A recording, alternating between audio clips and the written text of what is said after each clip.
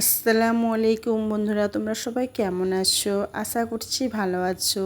Munna and সাকিলা ব্লগে আরও একটি নতুন ভিডিও নিয়ে এসেছি। তো বেশ তোমরাও ভালো আছো আর আমরাও খুব ভালো আছি। তো দেখো, প্রত্যেক দিনের মতো আমার সমস্ত কাজ নিচেকার কাজ একদম কমপ্লিট করেছি।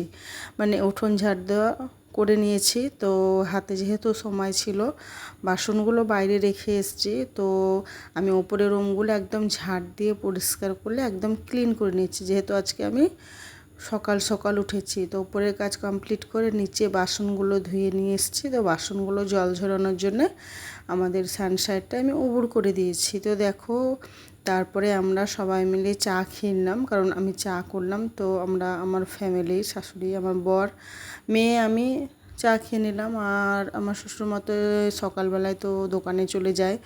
তো দেখো, আমি প্রায় অনেকটা কাজ গুছিয়ে নিয়েছি। তো ছাদে উঠলাম, কিছু জামা কাপড় ছিল ওগুলো রোদে দেওয়ার জন্য, কিন্তু বৃষ্টি ওয়েদার তো চারিদিকে একদম মেঘলা হয়ে আছে আর বৃষ্টি হচ্ছে। তো খুব হালকা বৃষ্টি হচ্ছে। তো আমি জামা কাপড়গুলো রোদ্রে দিলাম না, রেলিংয়েই রাখা থাকলো। তো নিচে নেমে গেছি। তো দেখো, এইগুলো হচ্ছে খাসির ভুঁড়ি বলে। তো ওগুলোকে দেখো আমি ধুয়ে বেছে একদম কেটে পরিষ্কার করে নিয়েছি। তারপরে ভালোভাবে আবার ধুলাম, 3-4 বার ধুয়ে একদম আমি একদিকে ভাত আর ওই তরকারিটা বসিয়েছিলাম। তো ওটা কষা কষা হয়ে গেছে, ভাতও হয়ে গেছে। আর কচুটা আমি কচুর একটু রসা রসা করেছিলাম, তো ওটা তোমাদেরকে দেখানো হলো না। তো খুব তাড়াহুড়োর মধ্যে দেরি হয়ে গেছিলো রান্না করতে। তো ওগুলো একদম কাজ সমস্ত কিছু কমপ্লিট করে একদম স্নান করে একদম খাওয়া দাওয়া আমাদের কমপ্লিট হয়ে গেছে। তো দেখো, এই যে হনুমানরা এসছে, তো ওদের খিদা লেগেছে। তা ওদেরকে আমার বর কিছুটা বিস্কুট নিয়ে দেখো ওদেরকে ডাকছে আর খুব আনন্দ করে আসছে আর খাচ্ছে।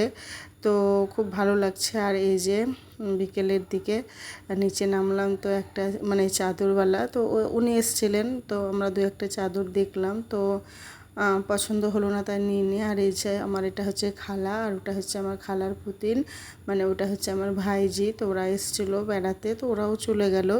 তো সন্ধ্যের সময় দেখো মেয়ে গিয়েছে টিউশন, তো টিউশন থেকে ও চলে এসছে। তো ওর জন্য দুধ গরম করে দিলাম।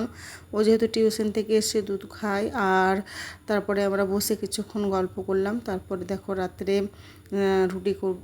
আজকে আমি রুটি করছি, তো ময়দা মেখে নিয়েছি। আর এই যে আমি রুটি এটা বেলতে শুরু করলাম। তো রুটি বেলা হয়ে গেল। তারপরে আমি রুটিটা দেখো সেঁকে নিচ্ছি। আর আমার পাশে আছে আমার আর একটা ভাগ্নি সুপ্রিয়া, ও আমাকে হেল্প করছে। তো ও বললো, দাও মামি, আমি তোমার রুটিগুলো বেলে দিয়ে তুমি সেঁকে নাও, তাড়াহুড়ো হয়ে যাবে। তো আমার রুটি করা একদম কাজ কমপ্লিট হয়ে গেছে। তো দেখো, আমি উপরে রুমে চলে এসেছি। আর খিদে লেগেছিলো, তো আমি 2টো রুটি আর এই যে ডিমের পোচ, মিষ্টি, আর এখানে একটু কচুর তরকারি ছিল, তো ওটা নিয়ে আমি খেতে বসে গেছি। আর মেয়ে আর বর ওরাও খেতে বসেছে। তো ওরা ক্যামেরায় আসতে চাইলো না। তো ঠিক আছে, খাওয়া দাওয়া একদম কমপ্লিট। আর আমি বিছানাটা একদম রেডি করে নিয়েছি। বিছানা রেডি না হলে আমার একদম ভালো লাগে না। আর দেখো, এই যে আমি ফ্রেশ হয়ে গেছি। ভিডিওটা ভালো লাগলে লাইক সাবস্ক্রাইব করে দিও। দেখা হবে নেক্সট